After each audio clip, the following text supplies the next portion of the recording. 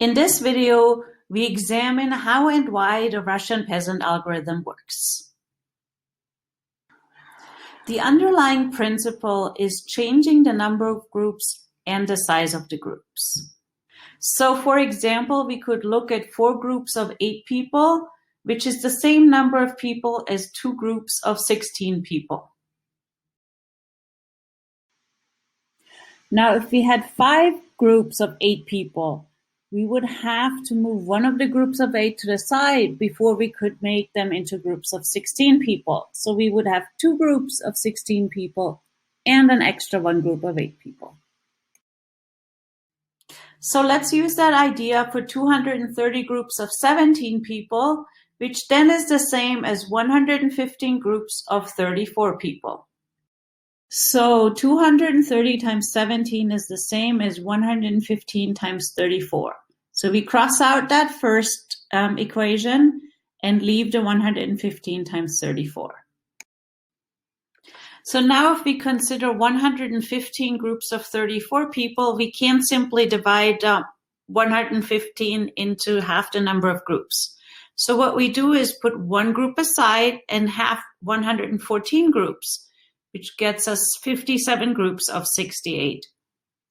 So 115 times 34 is the same as 114 times 34 and an extra 34. And 114 times 34 is the same as 57 times 68. So we don't cross out the 34, but keep it here to remember later that we took it to the side. So now we have 57 groups of 68. We do the same thing as before. We put 1 group of 68 to the side, which gives us 56 groups of 68. Half that to get 28 groups, and double the group size to get group sizes of 136. Now we're back to even numbers. So 28 groups of 136 is the same as 14 groups of 272. And one more time, 14 groups of 272 is the same as 7 groups of 544.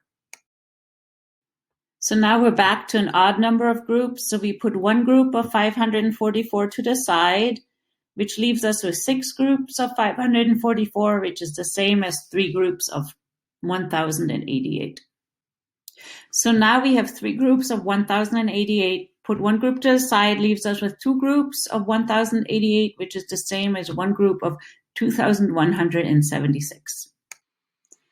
On this side, I'm starting from 230 times 17 and go step by step all the way through all the multiplications and moving groups that we did, and use color to connect all the calculations and the peasant algorithm.